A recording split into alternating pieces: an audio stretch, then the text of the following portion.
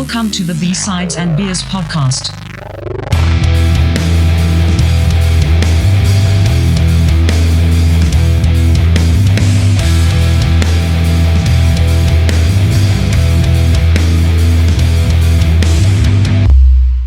Welcome to B-Sides and Beers, episode 97. Tonight we're talking Power Trip. What's going on? Hey, man. 97. That's 97. 97. That's crazy. That's yeah, a lot we of got to them. talk 100 here pretty quick. Definitely. That'll go down 2026. At this rate? Sorry, boys. I'm flatlining here. Oh, That's okay. Wait. It's There we go. There we go. I just had to turn my gain up. There you go. to 11. 11. See, it goes up to 11. Oh, wait, but it's like repeating. Oh. Okay, hold on. Is it still recording into Zoom? It's still recording into Zoom, and you'll be Okay. able to pick it up. Here, I'm just going to move the little thing. I'm back in a GarageBand. I'm like, it's the simplest thing ever, but... Hello. There we go. Technology. 97 episodes, we're still fucking around with this shit. Yeah. Oh, yeah. Just call me a DIY. scientist. Yep. Yes. Yeah, so Power Trip, yes. Yes. Let's talk about Power Trip. This This is a Dana selection, yeah? This is a Dana Yeah, choice, sure is. yes. Yeah. Yeah. Go for it.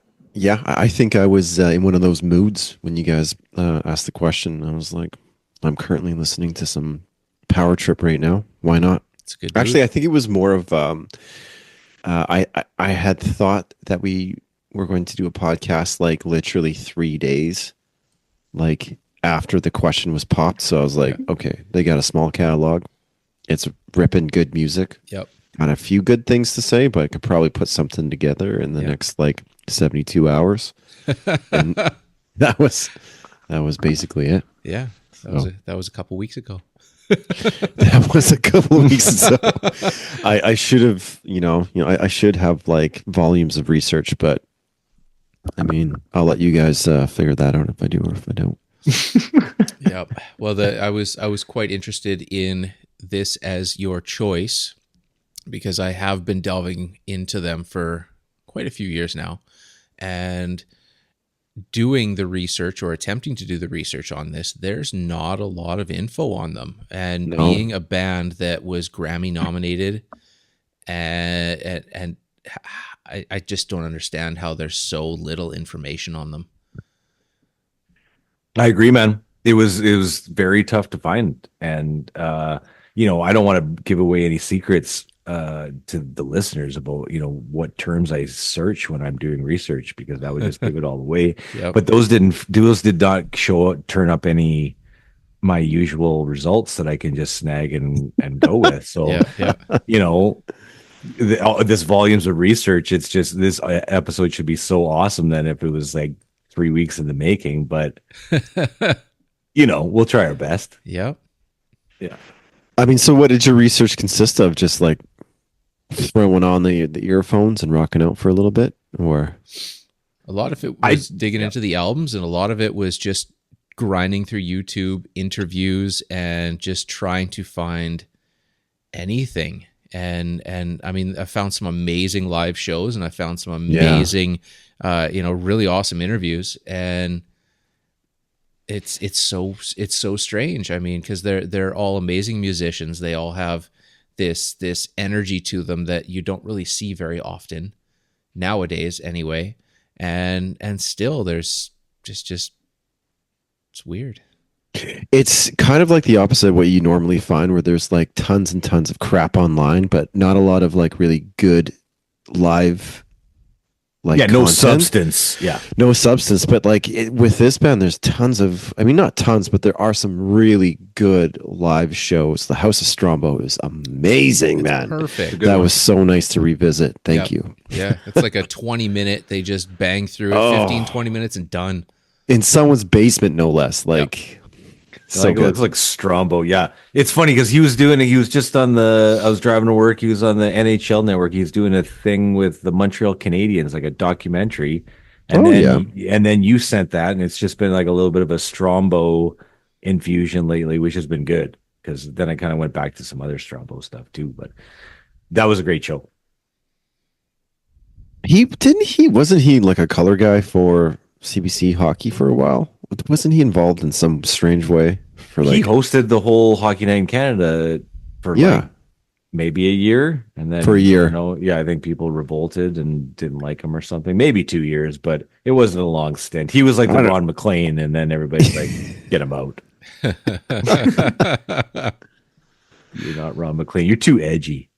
He was too edgy, man. Ron McLean's got earrings in his ears. I don't want no earring guy telling me about my hockey. That's right. And tattoos. Yeah, all that stuff.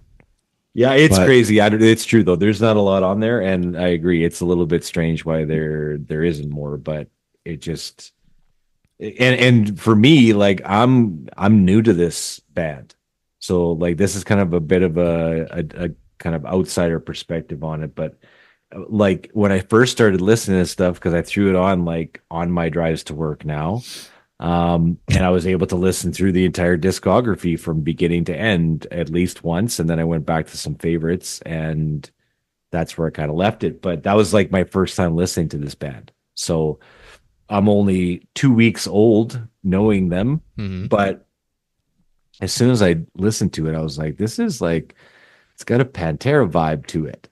Yeah. You know, and I mean, I don't know if you guys saw the latest news, but apparently like the fans are angry because did you hear who they're opening up for on? Yeah, they're going to be touring with Pantera in next year.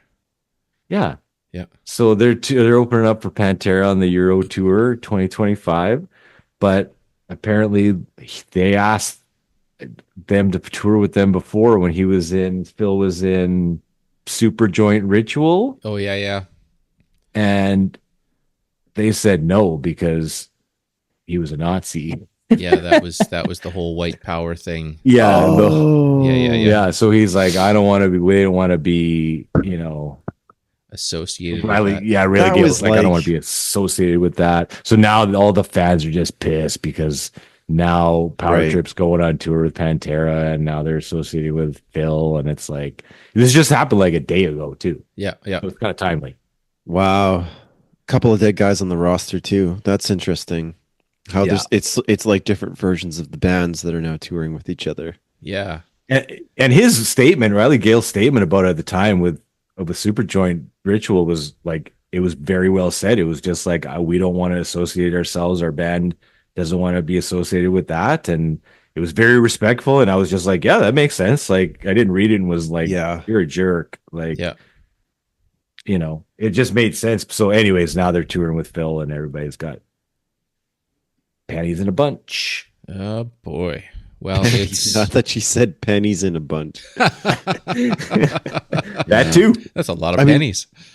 Regardless if Phil meant it or not, I think it has it's a bad look. It's a bad, you know, I like from what I remember, he was blasted on like Chablis. He was drinking like white wine on stage and like was just being a fool, but I don't think he has those sentiments. I mean, wasn't that like at the Dime Bag like event? It was like at a Dime Bag, I think, like a tribute thing. Yeah. It was like, and also not the right venue to do that at either, but no. Yeah, so. But I get it, and I mean, like, yeah, that's the you can't say stuff like that, especially if you're, you know, being recorded. Yeah. But at the same time, now there's enough time that has actually passed, and you know it's not in the mainstream anymore, and people don't think of it, and then all of a sudden, okay, here we go. Now it's Pantera. We're back. Yeah. With other people, but we're back. Well, okay. I don't know, man. It's kind of weird, and I know we've talked about this before, but it's like it's like holograms, like kind of thing, you know, when both these bands are together, and it's like they've got two members of the band that are like really, really important to each band in Riley Gale and Dimebag Darrell, and neither of them are there. So hey, let's not forget about Vinny. Yeah. Hey? and Vinny, right? Like, so, yes, again, you're calling it Pantera, you're calling it Power Trip, but it's just, it's weak. It's light beer. Yeah. I have to agree with you actually on I mean, like the Pantera thing for me was like I was super stoked when the whole thing happened. But Power Trip, it's I mean, Riley Gale is Power Trip. As far as I'm concerned, like the music they write is great. Mm-hmm. It's like quintessential thrash. I don't know what they're considered, crossover thrash or whatever, but Yeah. it's great. But like he really made that band, and I haven't seen any. I don't know. T, have you seen any live shows of the new guy? I have not yet. But yeah, dig into the older stuff with Riley, and I mean his lyrics were the driving force for so much of that, and him being such like an activist, and he had all these positive points of view, and rallying against his past drug use and all this, it just, yeah, without him it changed it enough. Yeah, it seems like it. Like it's. Well, I checked out that Fugitive band, the one that guy's from, the new lead singers, and I mean it's Seth Gilmore. Yep. Yeah, it sounds like he's well suited for the band. Oh, like, definitely. Let's just say that he comes from the same cut from the same cloth kind of thing, right? Yep. So, but well, it's nice that they're still going. I mean, it being so hard to get any traction as a band in general, to get to that point and then have everything fall apart and then everyone disband. It's kind of cool that, they waited 3 years to get this guy in, and then it's like, okay, let's go. Let's keep going, right? So. Yeah, and I can't speak on that because it's just like I don't know what that would feel like, and I know that you still have the desire and the drive to like make music with those people still, right? It would just be difficult to still call it Power Trip, I guess, or still call it whatever it is. But playing it with under a different name is a different feel too, though. Well, then you're starting from scratch, and after having all the acclaim and the albums they put out, to start from scratch again, it makes it difficult. It's not like Alice in Chains come back with a new singer, or it's happened over and over again where they could have come back as a different name because they were a big enough band. But in this case, they weren't quite a big enough band. They were, but not to the point where they carried the audience, millions of followers or whatever. You kind of have to keep the Power Trip train rolling. But here's an example of a band that they did the same thing and they were massive, or still are massive. Linkin Park, right? Oh, so yeah. Chester Bennington, 2017, passed away, and now Emily Armstrong is the new. I would lead singer, co-singer. I don't even know. Yeah, she's the new lead singer replacement for Chester, and there's a whole massive backlash with her because she's a Scientologist, and that's too bad. She's really good, and she was she's backing, really good. Well, she was backing what's his name from that '70s show that got arrested for some sort of sexual. I don't know if it was rape or really? what, but yeah, like she was on his side during his trials too. So there's this huge backlash for that. So it's, yeah. I never got into them though. I never liked them. Linkin Park? No. Yeah, at all. Don't care. Yeah. Well, my point is, big band. They kept the name, and they seem to have like found a replacement that I wouldn't say is like completely out of left field. Like she seems to fit the bill. Well, I don't know her background or whatever, but yeah, I think bands do it. I mean, if you got any sort of like brand recognition, starting from scratch would be really, really tough. Queen without Adam Lambert. Yeah, what? Just Queen with Adam Lambert. You just got to add the with. Yeah, Power Trip with. Yeah, Linkin Park with some Scientologist chick. Yeah. Sublime with Rome. Black Sabbath. Yeah. Right? Yeah. Yeah, I mean, I get it. You Yeah. establish the brand. You got the logo. You got to keep rolling with it because everybody knows it, right? Yeah. Like Yeah. that's just the way it goes. And speaking of that logo and kind of doing a segue into that, the album art on these albums is just ridiculous. Like drove me to the Badass. point where I wanted to look it up, and I did. Mm-hmm. And Nice. Powell Gerard is the guy who does it. He's done 100 different album covers for a lot of bands that I've never heard of, but Yep. like disturbing, terrifying Amazing. imagery, Brilliant. just like unbelievable. Like, but Yeah. makes you feel something when you look at the pictures. Like if you go and search him up and look at some of his other stuff, it's just like, wow, man, like mind blowing, like literally on Yep. some of that stuff. So, but yeah, the whole, all of the album covers for this band, they're amazing. Like they're great to look at. Yeah, it goes in that path. I mean, I know you haven't really pursued it a lot, but I mean, you go to the black metal and the death metal and the tech death and it's all that kind of artwork, which just goes with the genre. So, but yeah, it's unreal that they got this cat to do it and how deep this art is. I mean, I want to purchase this on vinyl so I can get a proper look at the scope of it, right? Yeah, it's crazy. And the site that I stumbled on to find this guy, like it's a pretty, like he comes from a pretty terrifying past too. Yeah. So Oh, he's got, do yeah. tell. Oh man, like he was just like he was his dad his dad beat him and he wanted to be a wrestler, and he finally his dad kept saying he wasn't good enough and all this kind of stuff. And on his deathbed, his dad looked up to him and said, "You've never done anything good in your entire life." Oh, And then he just like used that as fuel to like, because he won like the nationals for wrestling and then gave all that up and then just started doing art and just started making all these like, and anyway, he's won these awards for art and all this kind of stuff. So it was kind of like a "I'll show you dad" kind of story. Yeah.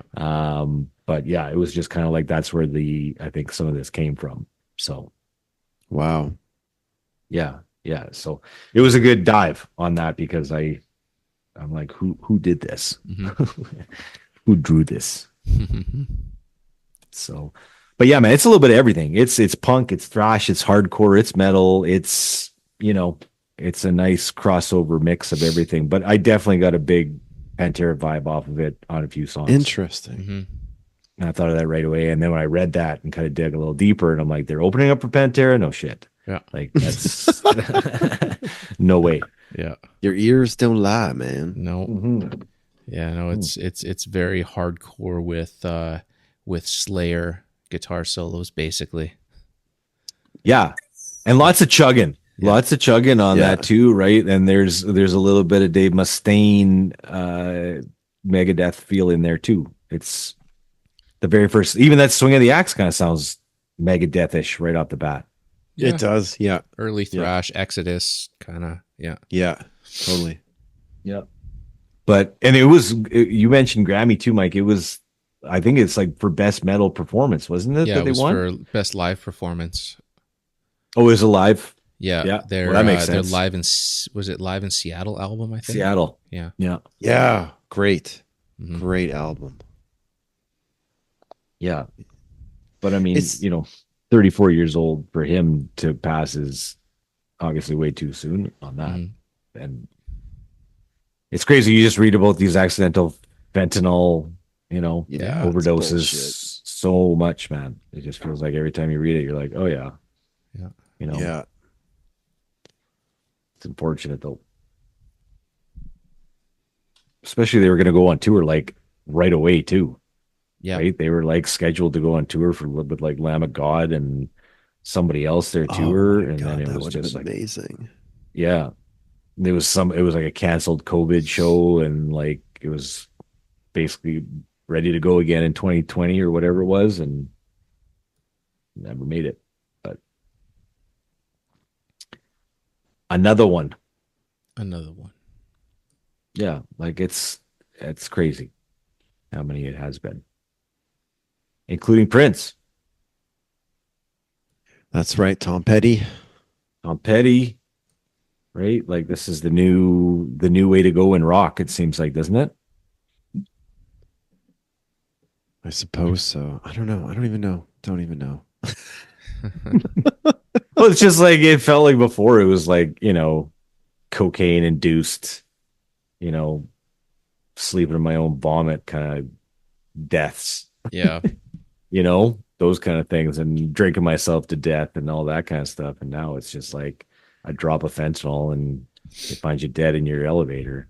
Yeah. Well, you even look back to Bon Scott, and they always talk about how it was asphyxiation from too much, vomiting on too much alcohol, but it was more of him mixing of heroin and alcohol that did it for his case. So I mean, it's you got the fentanyl. It all depends on what you're mixing. It's just with the fentanyl, it's so sneaky because you don't even know. Cocktails, whatever type. Yeah. Did you guys do any digging on gear on this band? It was very stripped down, basic thrash stuff.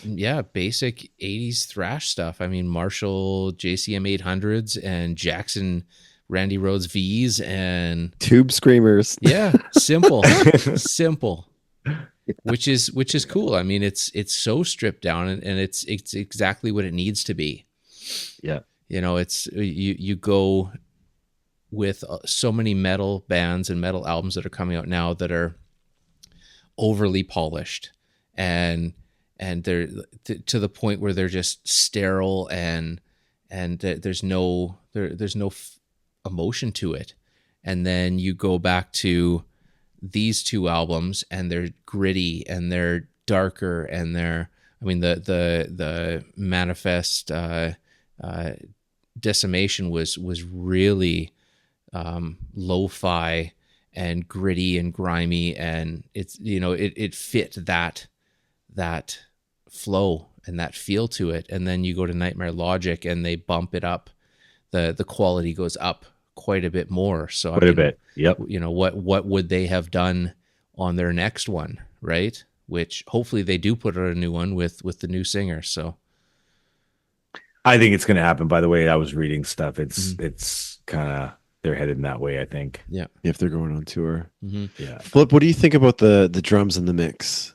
Oh, I liked it, man. I was going to say too, like, and you can tell I read there's a drummer switch at some point, and I don't know when that happened, but you can tell differences on those two albums, especially when you're listening back to back and you go right into the next album and you're like, this is way more polished than the last one, right? And you can hear it. But drums wise, to be honest, man, when I listen to if I listen to metal that is like overly double bassed, I can't handle it. Like right. It's too much double bass, but this is not. Yeah. Right. Like, and if it's tastefully done, like I think to even back to like Sleep Token, right? Like that is tastefully placed. It's not like two pedals in my face for 5-7 minutes long. Right. And I like them placed. I like them colored in there, right? Rather than, and there's a time and a place for 16 notes on the double bass. Don't get me wrong, but like the entire song. Yeah. It's just like, I can't do it. I can't do it as a drummer. I can't listen to it. And that's, I think, why I maybe shy away from that music sometimes, just because I don't want to listen to that. Right. You know what I mean? And a lot of times, I shouldn't say a lot of times it is, but sometimes it is. Yeah. Well, and that's nice with Power Trip. I mean, they decided early on that they wanted to keep it no double kicks. They want to keep it more to the hardcore punk side of things, where if you can't do with one pedal, that's just leave it and have the space in between, right? So that was kind of a focus that they decided to do early. And in the mix, Dane, like I think it's like it stands out more. It feels like on, doesn't it? Yeah, yeah. Like it's prevalent. You can see it right there. It's got that old kind of thrash metal spice to it. You know, it sounds like it's being played in a warehouse. Yeah. But you hear everything, which Yeah. is great. It you know, it doesn't get too muddled together, but at the same time, it's not like this super tight, like laser tracked drums that you're just like everything's quantized like, and yeah, exactly. It has like a little bit of at first you're like, is this a demo? But it isn't. It's just great. It's just something that's different that they've sort of like, I don't want to say resurrected, but maybe they're just I'm paying homage to, you know, the way things were recorded back in the day. I'm not sure exactly what the technique is, but it sounds great. it's stripped down and it feels real. Yeah. It feels like they're a real band playing their own songs, not like these other albums where half the time, 80% of the time, the band's not playing on their album. They've got, you know, these session players that come in that can do it perfect the first time. So Yeah, which is that's nuts. It's a different vibe when stripped down reality of the musicians in that band. You know, it's such a rarity. Right, and you see those live performances, and it's evident that they're good, right? Like you can tell that when you see that. But it's funny, like they just a quick story, just kind of on that. But like I took our daughters to this, like it's a free outdoor show on the wharf. It's, you know, it's free, so you take that with a grain of salt. But it was this Indian band, and we were like all kind of pumped up because it was supposed to be like this Indian raga music, and we were like, okay, this is pretty good. And like we checked it on Spotify, and it was like kind of dancey and kind of, you know, it had all the elements. And then we got there, and there was like one guy singing, and like the rest of the guys were like on keyboards and like Macs. Yeah, background music and there was just like background music, and my daughter Ruby was just like, Dad, I don't like this. Like, we gotta go. Like, once she found out they were not playing their own instruments, she was out. And I was like, yeah, I kind of don't blame you. Like, I wanted to see something cool, but no. So it's like that, right? Oh, on Karma. Whoa. On Karma. And I was like, I wanted a shirt too. They had shirts for sale, and then I was like, no, I don't want to support that. Not tonight. Not tonight, boys. But it was funny because you came back to the house and you could still hear them from the like. I love that. Back for our house. Yeah, you can still hear them. And we're like, it's like 10 p.m. We're like, they're still going. You just hear like the dunga dunga dunga dunga dunga. It's just like the same beat going over and over again. Yeah. Anyways, thanks for listening, Mister. Yeah. The basement's flooded and the pilot lights out. Lights out. Yep. The end. All right. We want you guys to subscribe, share, and review this podcast. Keep it going. Keep it strong, because we're having a great time entertaining you guys with B-Sides and Beers podcast.